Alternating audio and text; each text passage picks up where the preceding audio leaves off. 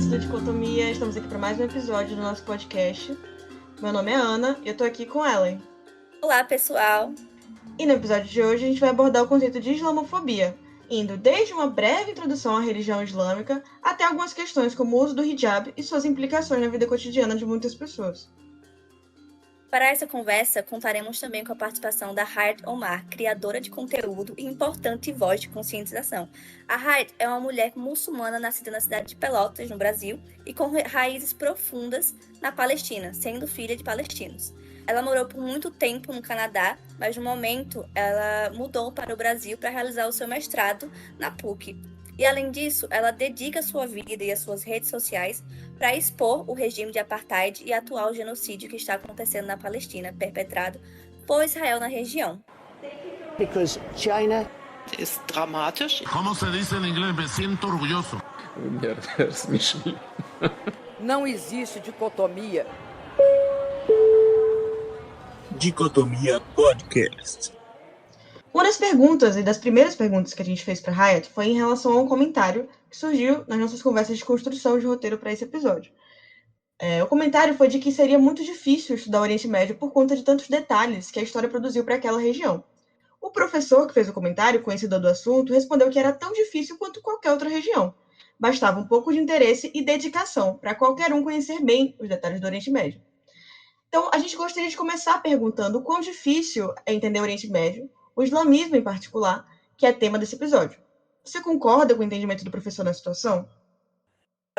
Eu acho que a fala dele foi correta, porque tudo é complexo, assim, se a gente for analisar a história da Europa, a história do Oriente Médio, a história da América do Sul, a história de absolutamente tudo. Então, basta tu querer. Eu acho que essa questão do Oriente Médio, por exemplo, assim, a gente tem várias situações que estão se passando lá agora, que as pessoas falam, eu não vou opinar porque é muito complicado, porque eu não sei o suficiente sobre. Só que aí basta interesse, porque se tu realmente pegar para ler, ou se informar, ou tentar, de fato, entender o que acontece lá, ou aconteceu, tu vai ver que é uma história complexa, rica, mas assim como muitas outras, sabe? E eu acho que essa dificuldade que as pessoas veem no Oriente Médio em si, ou no que acontece no Oriente Médio, vem muito das diferenças que eles têm em relação com a cultura em geral do Oriente Médio. Porque é muito fácil a gente falar, é muito complexo, tipo, tanto a questão das diferentes colonizações, as ocupações, a religião, como tem um papel diferente. Eu não diria que é complexo, eu diria que é rico. É uma questão muito rica para a gente querer aprender, se aprofundar e, de fato, conseguir conhecer ainda mais de um dos lugares que eu creio ser um dos mais históricos, ricos historicamente, sabe? Um dos tópicos iniciais também para a nossa conversa é o da islamofobia como conceito. De início, é importante a gente definir o que é a islamofobia. Estereótipos, discriminação, estigmatização são alguns dos termos em que podemos pensar desde agora. Historicamente, a comunidade islâmica lida com questões de representação e de intolerância. É um fenômeno que a gente enxerga em manchetes de jornal, discussões cotidianas, filmes, séries e várias expressões do imaginário popular, desde o discurso até as imagens que são utilizadas para representar. Em seu texto A Islamofobia Inconsciente, que é uma forte indicação do Dicotomia, inclusive, a Gemma Munhoz aponta que o uso do termo islamofobia ascendeu nos anos 90 para designar essas dinâmicas de representação, distorcida por vezes, né? São dinâmicas que passam não só pela religião, mas também por características étnicas, raciais e culturais através da história. Alguém que aborda essa trajetória é o teórico Eduardo Said, que usa do termo orientalismo para explicar a construção dessas imagens, vistas como algo exótico, algo distante, algo a ser civilizado nos padrões ocidentais, né? Que é uma representação extremamente distorcida. Características diversas do Islã sofrem com essa posição de estigma. E um dos casos mais emblemáticos é o do uso de vestimentas tradicionais. Na atualidade, é algo que envolve debates socioculturais, políticos, de crença e muito mais. E hoje, no dia 15 de março, é a data marcada pela ONU como Dia Internacional de Combate à Islamofobia. Conhecer mais sobre o islamismo e sua cultura é de extrema importância para um mundo mais igual e com menos preconceito. Para quem estuda as relações internacionais, nem conseguimos dimensionar o quanto esse assunto vai estar nas nossas rodas de conversas, na sala de aula ou na reunião de família mesmo. E apesar do mundo reconhecer que precisamos respeitar as diferenças, foi só em 2023 que a data de 15 de março foi inaugurada como data de combate à islamofobia. E dessa forma, né, que em 2024 é a segunda vez que estamos passando pelo marco da data.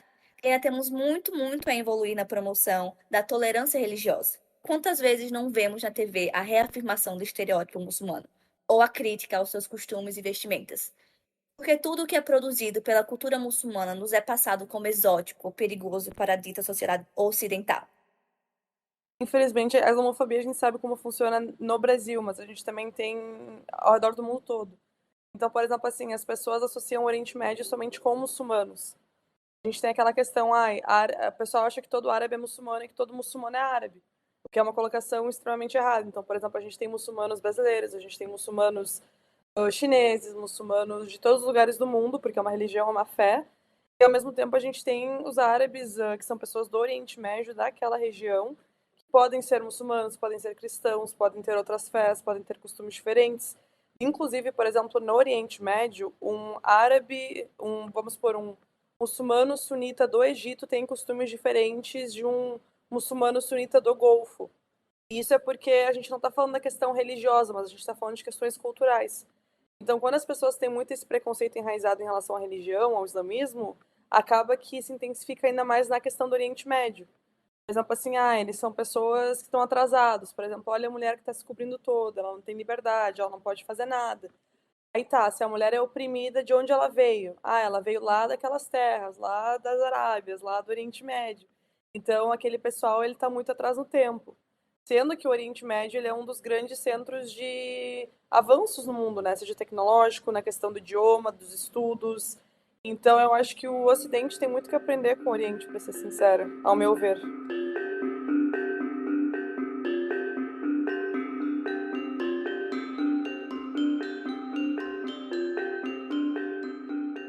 Pegando essa ótica de representações e de formas com que a religião islâmica é representada, a gente escolheu trazer o caso específico do uso do hijab e a religião islâmica.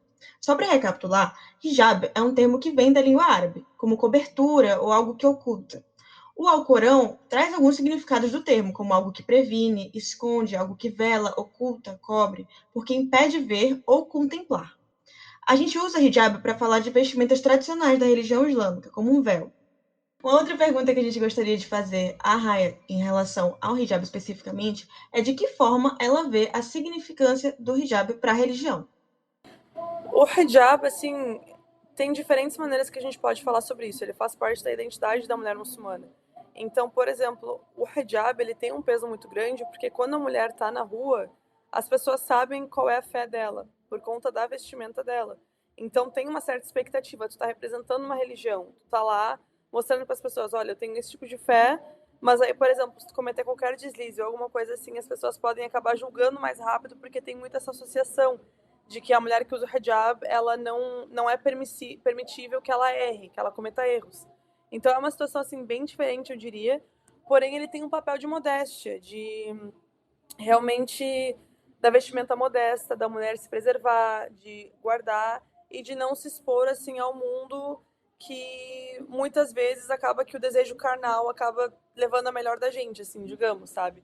Inclusive, por exemplo, as mulheres têm o hijab de cobrir o cabelo, não mostrar os braços, abaixo dos tornozelos, e os homens também têm certas normas de vestimenta que a gente fala que é o hijab masculino, digamos assim. Por exemplo, não mostrar nada de pele abaixo do umbigo até os joelhos, não pode usar ouro, não pode fazer piercing, tipo, coisas assim que também se enquadram em normas que são especificamente para os homens e não para as mulheres. Então, eu acho que o hijab ele acaba sendo basicamente uma norma para que o exterior consiga ter um equilíbrio com o interior do que a religião é. A questão de não ser extravagante, a questão de modéstia, de se preservar e de coisas diferentes. Levando em conta o que a Rádio acabou de falar, o Islã não foi a primeira religião ou cultura a adotar o véu para as mulheres. O começo desta prática é datada muito antes do nascimento do profeta Muhammad. Mas antes de explicar, nos deixe apresentar quem foi o profeta Muhammad.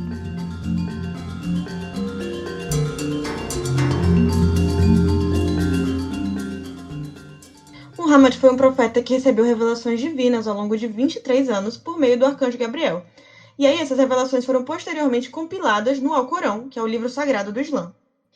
A escrita do Alcorão foi feita em estilo poético, com o uso refinado e eloquente da língua árabe, e aí, após a morte do Muhammad, os versículos foram compilados em uma única obra.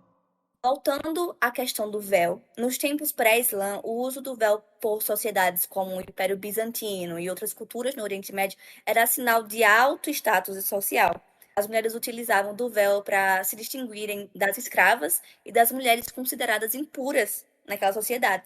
Dito isso, a prática do uso do véu foi espalhada pelo mundo, assim como muitas outras coisas foram disseminadas, através das invasões.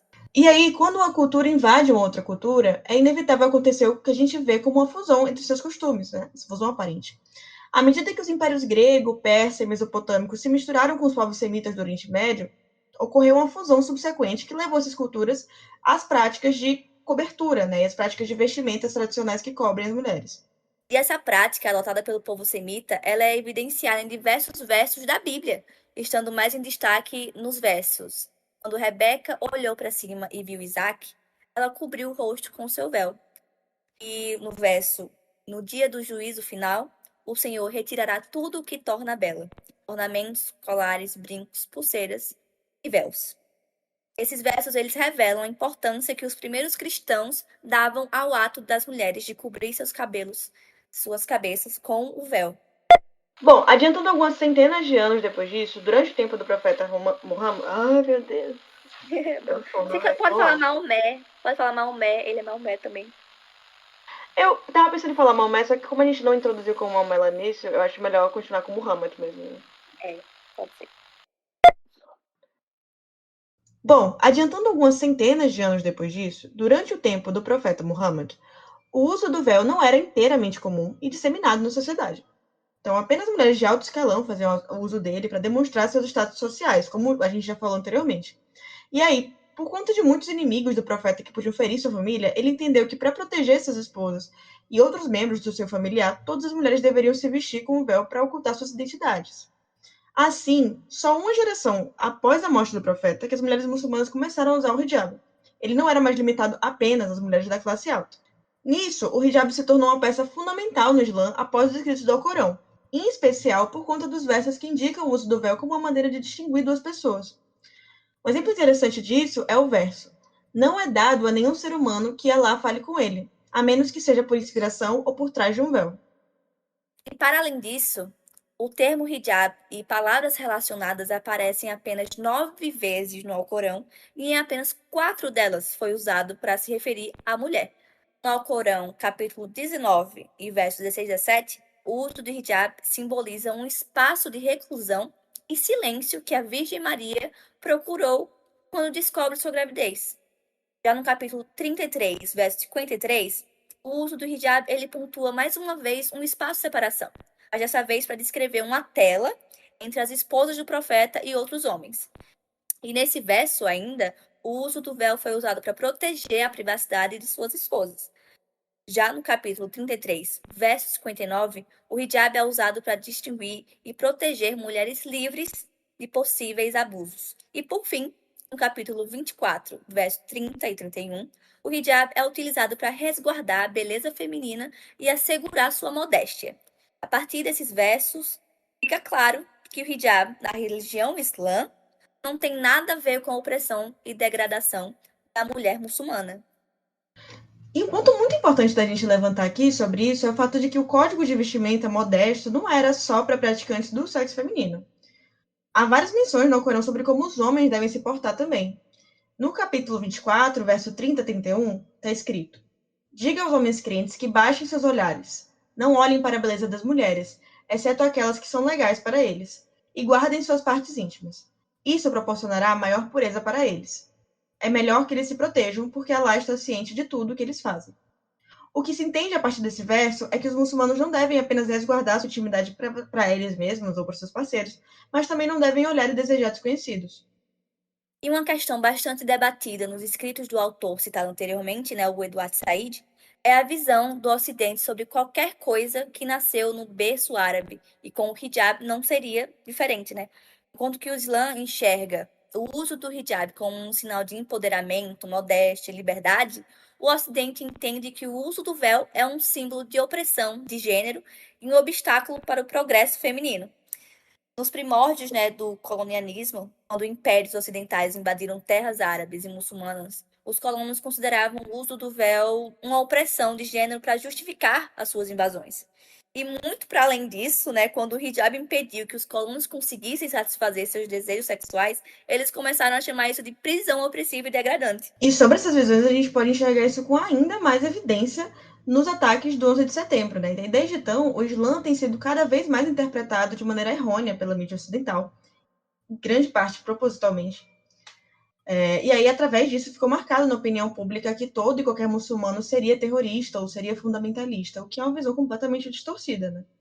Com o hijab, essa questão foi agravada. No Ocidente, a mulher que usa o hijab enfrenta discriminação diariamente. E os problemas com os quais elas precisam lidar para decidir pelo uso ou pelo não uso do hijab são inquestionáveis.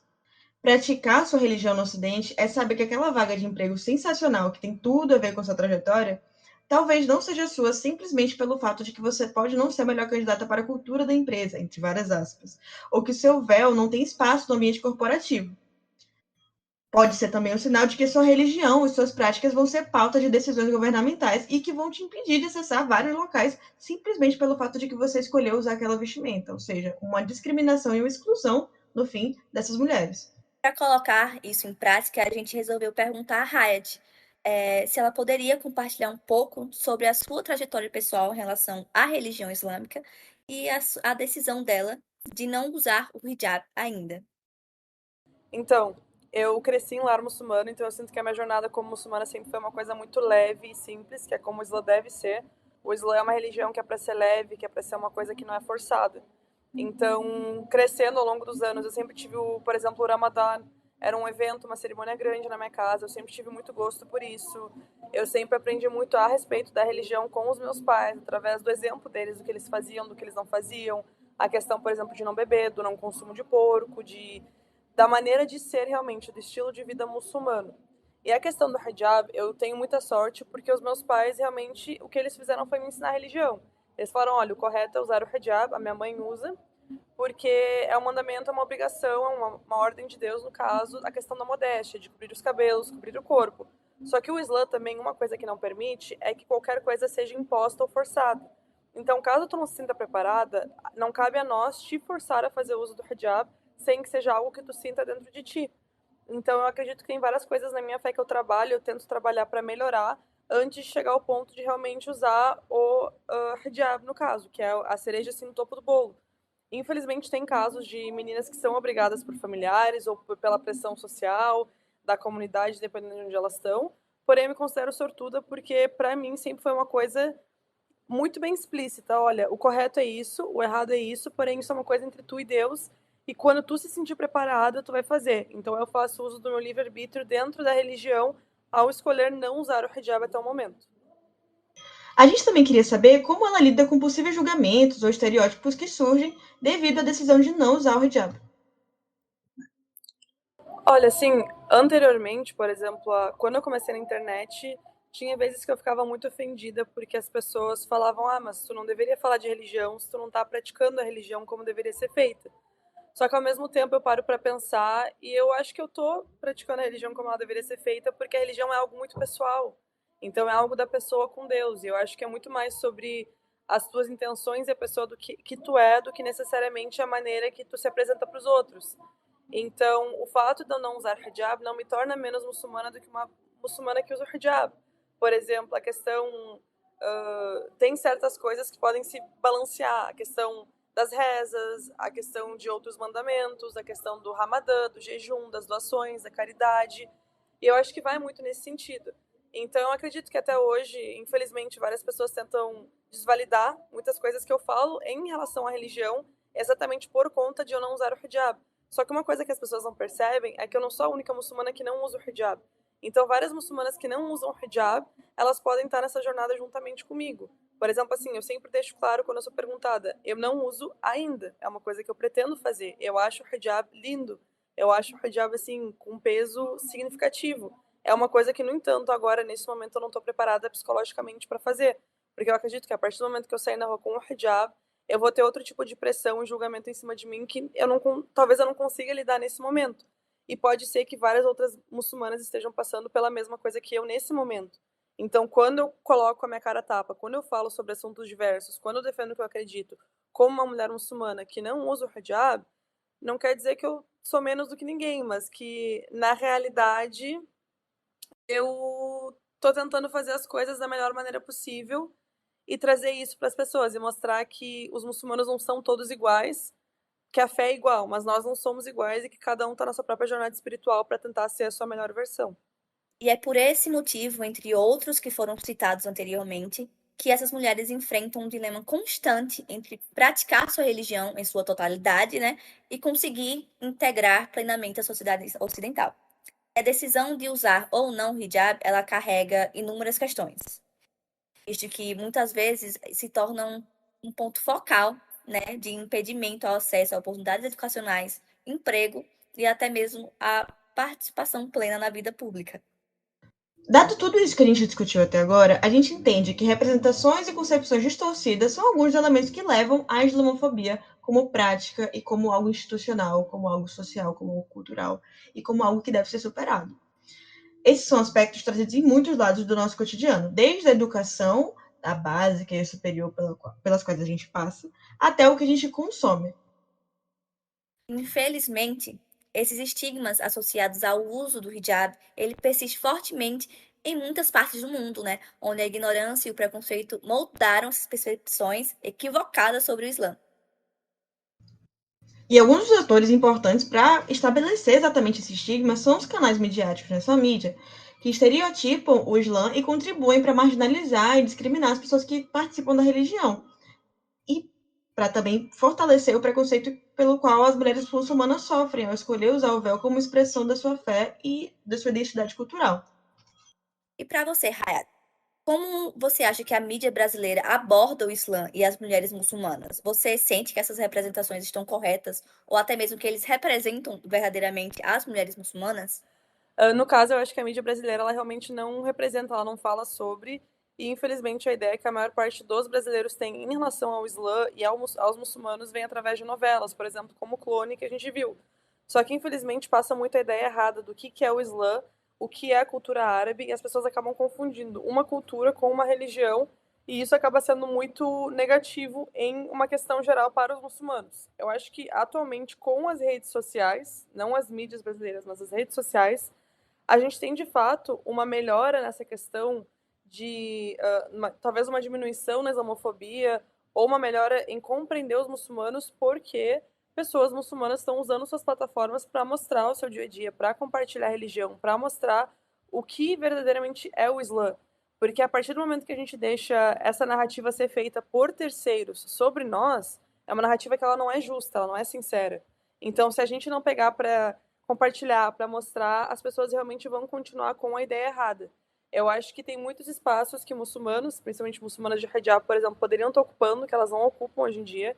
A gente tem inúmeras blogueiras que já falaram que profissionalmente nas carreiras delas, nas profissões delas, elas não conseguiram trabalho especificamente por conta da vestimenta que elas usavam, por conta do hijab.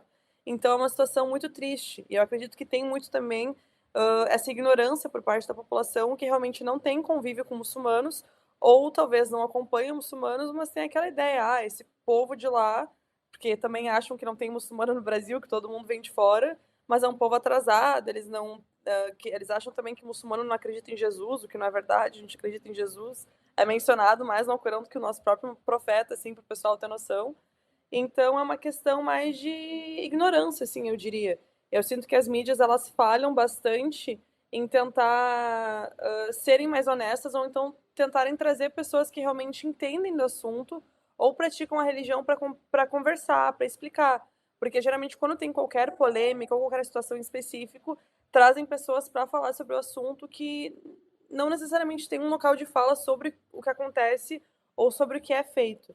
E eu acho que é por isso que esses lugares eles deveriam ter mais muçulmanos para a gente conseguir compartilhar mais a nossa rotina, vida, verdade, coisas diferentes em geral. E eu diria que é mais isso, assim. Exatamente, e partindo do princípio de que as percepções e a aceitação da comunidade são elementos-chave aqui, a gente pode se perguntar como a islamofobia se manifesta em diferentes contextos nacionais e socioculturais.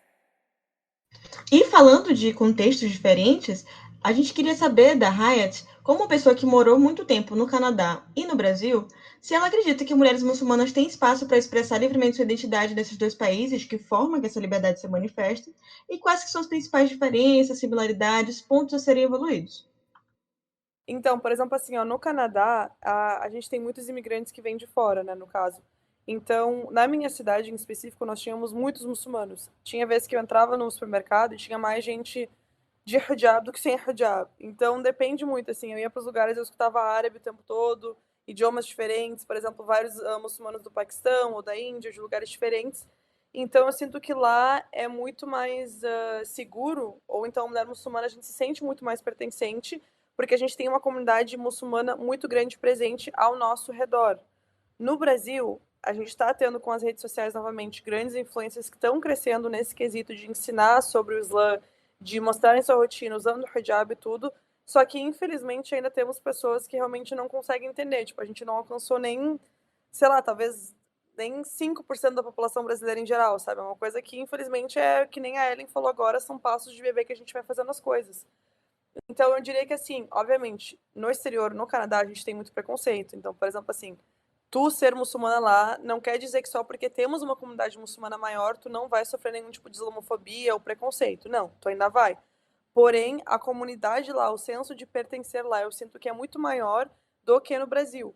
Por exemplo, eu moro em Pelotas, a gente tem 300 mil habitantes aqui. De 300 mil habitantes, eu acho que eu posso contar 10, 15 mulheres em uma cidade que usam hijab, entendeu? Então é uma questão muito diferente. Isso está na minha realidade por conta da minha bolha, do ciclo que eu me encontro. Mas tem pessoas que me seguem, por exemplo, de Pelotas também, que nunca viram uma mulher de hijab.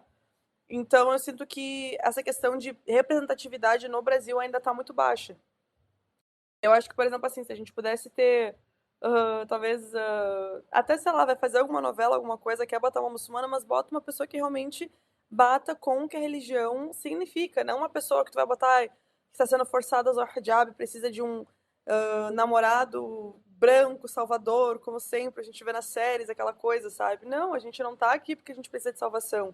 A nossa representatividade, ela não vem só quando a gente precisa da ajuda de outras pessoas. A nossa representatividade, ela tem que estar lá para que uma menina muçulmana ou um menino muçulmano assistam na televisão, ou vejam jornais, ou seja o que for, e consigam se enxergar naquela pessoa que está lá. O que, infelizmente, no Brasil falta muito mais do que no Canadá. Nesse sentido, o Canadá realmente está mais avançado.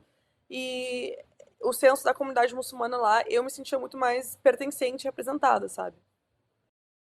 Eu acho que é possível compreender, então, a partir disso tudo, que a questão de conscientização e de representatividade é muito importante, né, nesse contexto inteiro. E aí, por isso, a gente gostaria de perguntar que plataformas ou movimentos a RAE aconselha que os ouvintes conheçam para o contínuo combate à islamofobia.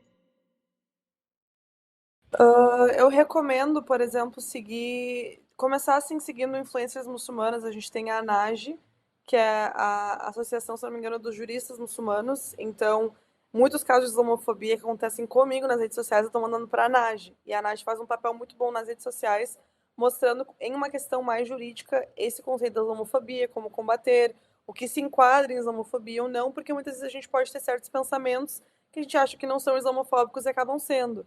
Tem várias influenciadoras, por exemplo, a Mariam Chame, a Karima Orra, a gente tem a Fabiola, a gente tem a Meg, são tantas pessoas que eu vou esquecer. Graças a Deus, hoje são várias pessoas, várias influencers.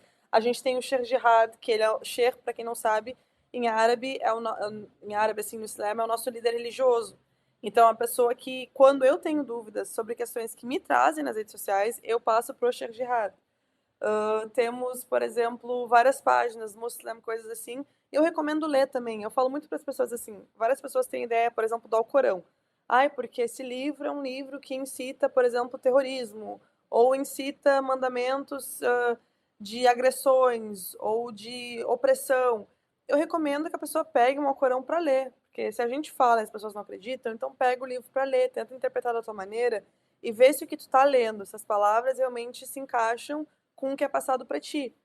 Então, ler o Alcorão, tentar ter contato com pessoas de uma realidade diferente da tua. As redes sociais, hoje em dia, elas nos possibilitam muito com isso. Assim, eu tento seguir várias pessoas diferentes, com realidades diferentes, para eu mesma me educar, porque quando vai ver, a gente cresce numa sociedade que tem o racismo estrutural, a gente tem o preconceito religioso, a gente tem tantas coisas que a gente não percebe que estão lá incorporadas no nosso dia a dia. Então, a gente tem que fazer uma questão diária, assim, de tentar se educar, tentar realmente melhorar nesse quesito para não ofender o próximo e para se tornar um ser humano melhor, assim, digamos, né? Então, ter contato com pessoas que são tão fora da tua bolha, com pessoas que estão lá compartilhando o dia a dia. A literatura está aí para a gente ver, tanto em questão, não somente da questão da islamofobia, mas do Oriente Médio, para as pessoas que têm uma ideia errada em relação às pessoas do Oriente Médio, a associação de árabes com muçulmanos, que acham que cristãos não existem no Oriente Médio, ou outras religiões. Então, eu recomendaria fazer isso.